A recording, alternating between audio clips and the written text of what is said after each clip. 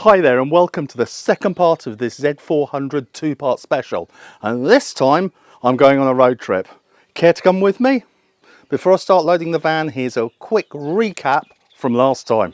For a couple of months now I've been waiting to get my hands on the Nikon Z400. It's got a built-in teleconverter. Small lever. Apparently it had the same loud and fairly disturbing clonk.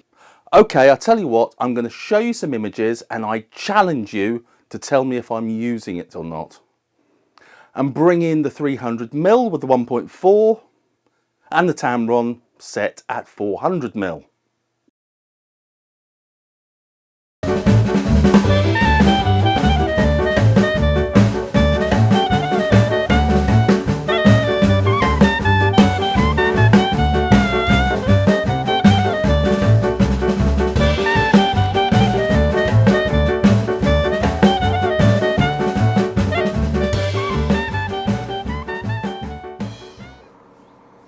Okay, I'm here.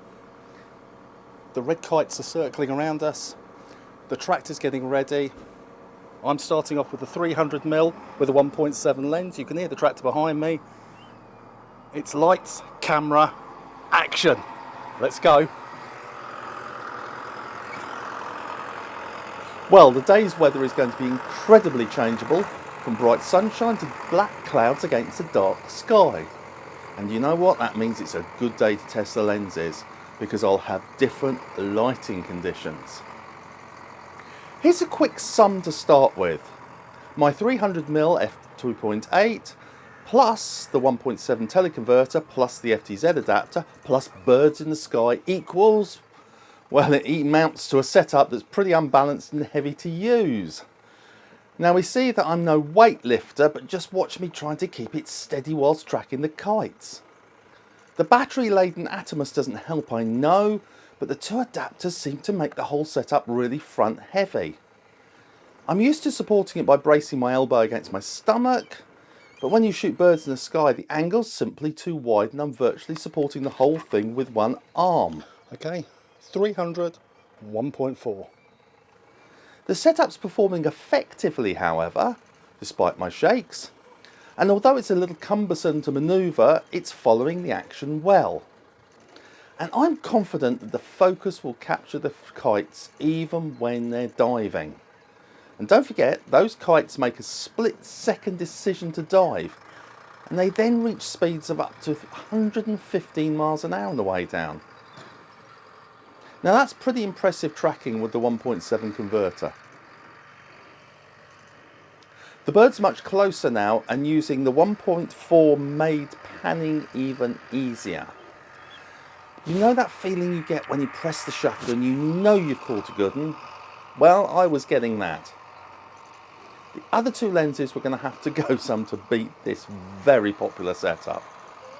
I know how exquisitely well this lens treats the soft background, and the 1.4 has done nothing to adversely affect it. At f4.5 the bird virtually pops out of the picture.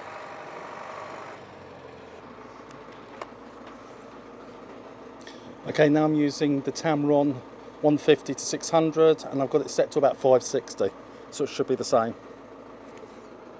God, it's a lot lighter.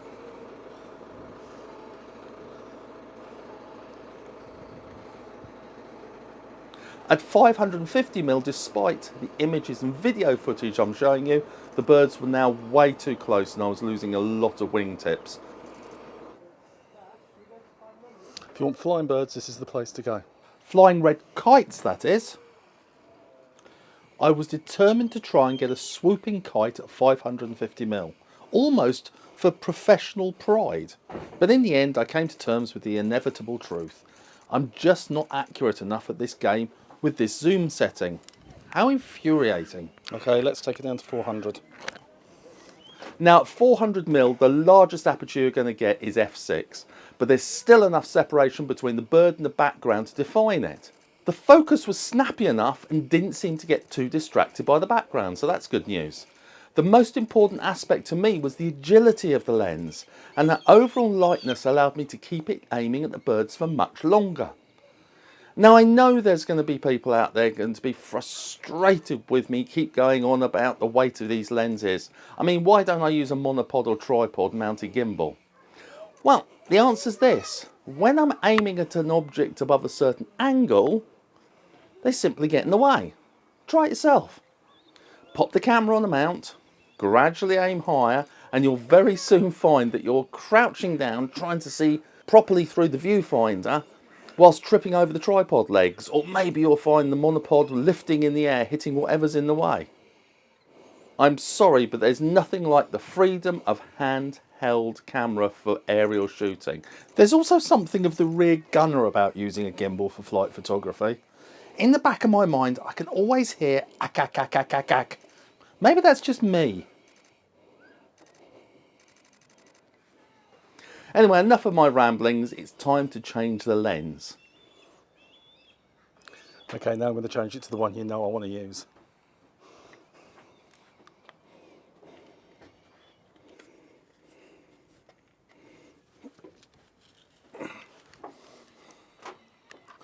Okay, let's see why this differs in price so much. Let's see it justify its 13 grand.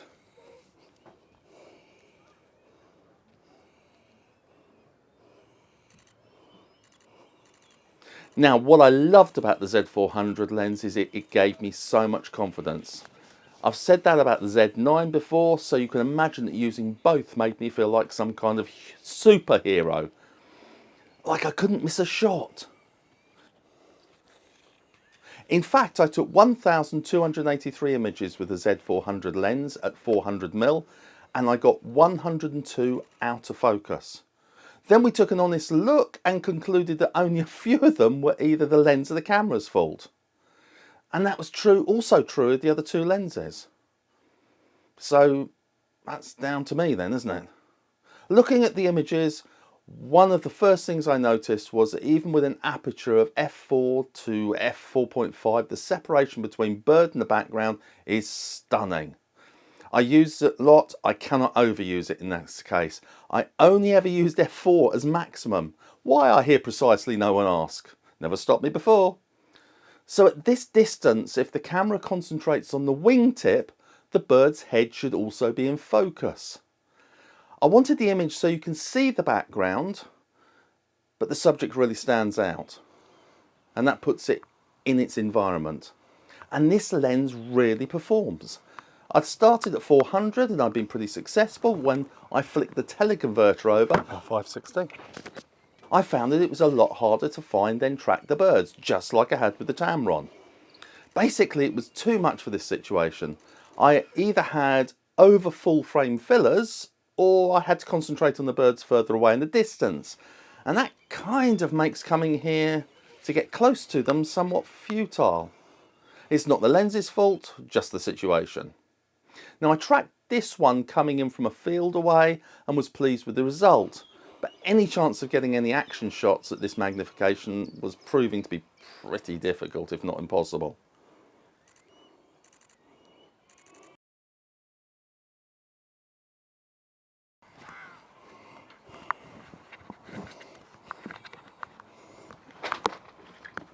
Back to 400.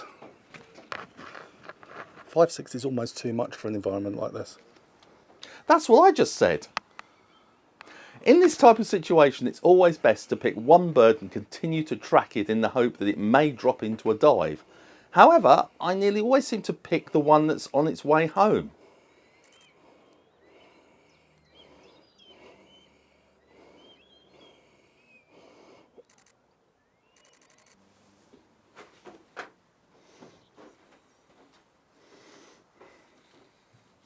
Well, I've been taking photographs for about 2 hours now, and majority of it with the 400, to be quite honest.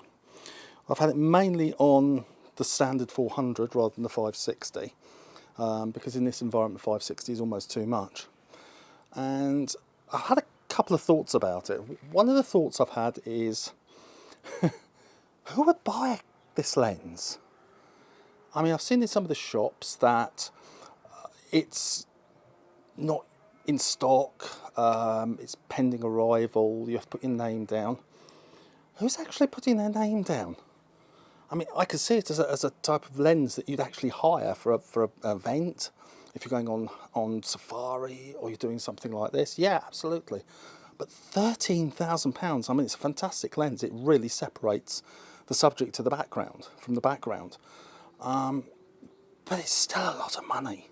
I mean, I would really find it hard to justify. How would I make my money back if I did buy it? I don't know. 13,000 is a lot of money to make back. So the other thought I've had is actually, because it's quite rear heavy, you can even see the way I'm holding it at the moment. When you're actually taking photographs of the birds in the sky, all the weight is on the eyepiece, so you actually get really sore just over the eye. Just food for thought, just a couple of thoughts. While I'm doing this, I'm just waiting for them to come in to dive again and waiting for the sun to come out. And I just thought I'd voice a couple of opinions. Okay? When I got back to the office, I followed up on that thought, but I'll let you know my findings later on in this video. I felt the sharpness of the Z400 images were pretty impressive, but were they any better than the other two lenses? We'll take a closer look later. In the meantime, I was about to get kicked out as the poor old staff were waiting for the last person to leave. That'll be me then. Sorry guys. Yep, it's the next day and I've made my way to the Wetlands Bird Reserve. I'm using the Z400 and this time flick that switch because 560mm makes perfect sense.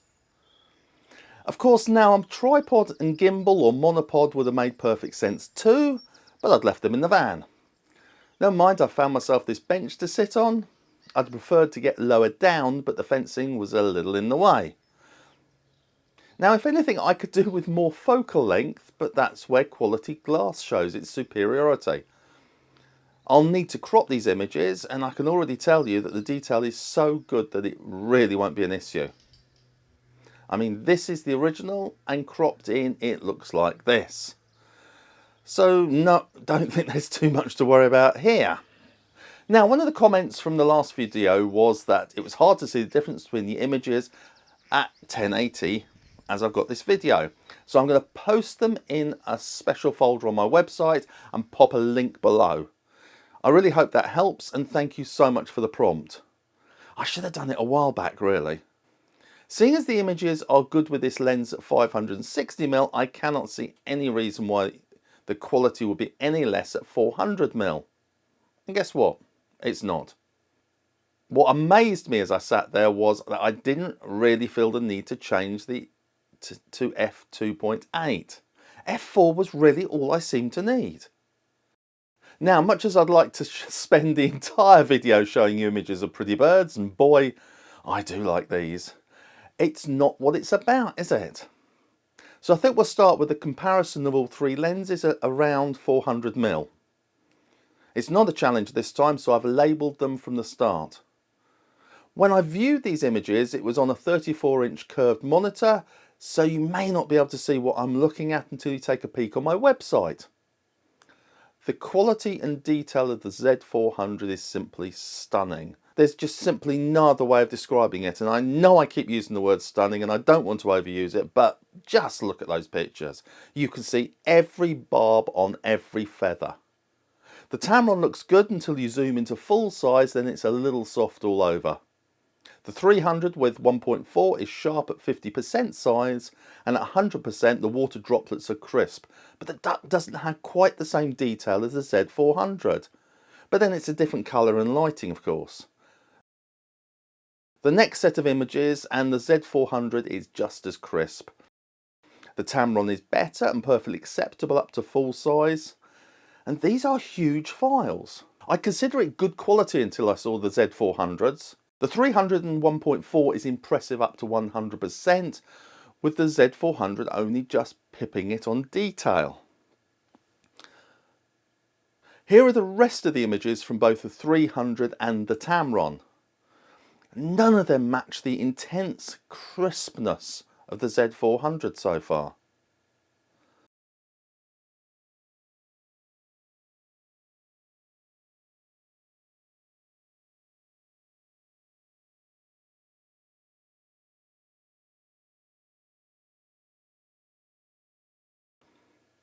The next set at around 550mm, the 300mm with the 1.7 and the Z400 are almost impossible to split in quality. Both are f4.5 and 800 ISO. The Tamron is soft unless you view it at 25% of its full size. The ISO is 1600, but it really shouldn't make that much difference, should it? This time the Tamron is good up to 75% and the 300mm is good up to full size. The Z400 is just losing a little detail at 100%, but it's still way ahead of the other two, and I'm being really overly critical there. Yet again, let's take a look at the rest of the 300mm and Tamron images at the higher focal length or magnification.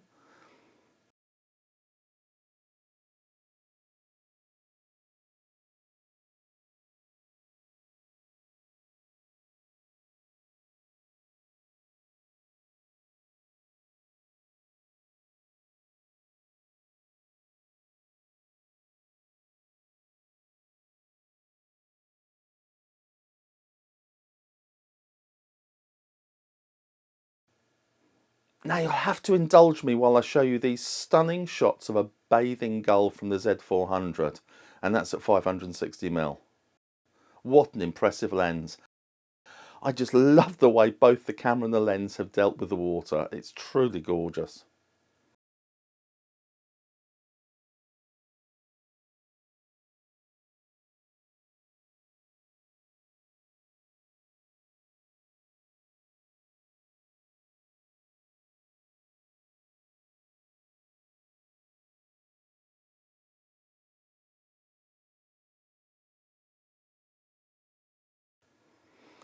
I was going to leave it there except for my summing up, but I thought I'd better take a closer look at some of those kite shots from earlier. The shutter speed is the same again, and the ISO around 640 to 800. This time I've cropped right in just to have a quick pixel peep. It's the same for all of them, so let's see how they compare. I think it's difficult to tell them apart. Possibly the Z400 has slightly less detail this time, but I think it's negligible.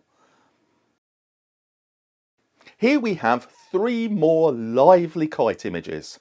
I've not cropped in quite so tightly this time. The ISO and shutter speed are the same. The Z400 has recovered its crown and is once again the sharpest. Here are the images again with the Photoshop screenshot, so you can see the same crop size. No cheating here, guys.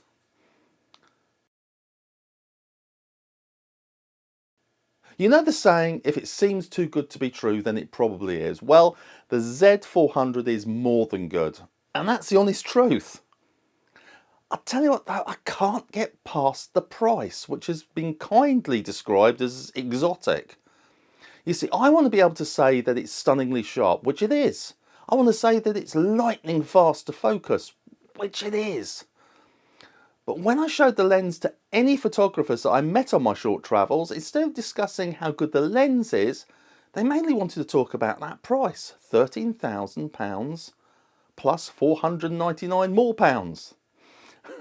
Don't get me wrong, it's not unusual. Now you may not have found yourself studying the price of 400 and 500mm f2.8 prime lenses recently, but I'm afraid that the Z400 is only a little more than the average. The F-mount version is £500 less at £12,999, but then it doesn't have the built-in teleconverter. Canon prices are a little bit cheaper with both RF and EF mounted 400mm lenses, going for about £12,449. The Sony's cheaper again, £10,500. Clearly you have to be financially committed to get into the super telephoto game, and you want to go fast. So in the cold light of day, how do I feel about the Z400? Well, now it's gone back, I do miss it. But a huge part of me is relieved that the responsibility has gone too. As I said in the video, who's it for? So last week I contacted a couple of local camera clubs and the replies were the same. None of our members would pay more than £8,000 for any lens. Last weekend I was working in a horse show and I met up with a pro photographer that supplies his images to equestrian magazines worldwide. He uses an f4 500mm and he said he wouldn't even consider spending 13,000. In fact, 9,000 was definitely his maximum. I guess if you already have the large fast f-mounted lenses to trade in, it can make sense. The Z9 certainly deserves it, I tell you. Also, if you're a professional nature or sports photographer, it may be worth the investment. But I can't help thinking that for most of us, we'll probably hire it for a specific occasion. A safari, a trip to the Hebrides, a sports event, or even a visit to the local wildlife park. So if we're all going for the renting option, I'd better tell you the current hire price. £70 per day plus 10% damage waiver, about £12 each way for postage or courier, then 20% VAT. All in all, nearer £115, but of course you can get better deals for the weekend, and especially if it's a bank holiday. However, be prepared to stump up 1,500 quid as a deposit. I really loved the feel of the lens. It gave me so much confidence. The images it produces are stunning and the quality is incredible. But that price, it kind of defines it for me. Such a shame. Anyway, thank you so much for joining me, and you know what to do. If you liked it, then like it, and if you really liked it and you haven't subscribed, then do please subscribe. But the main thing is, don't hold this video to yourself. Feel free to share it amongst your friends. I want to become more global. Okay, and joking aside, thank you so much for joining me, and I look forward to seeing you next time. Take care.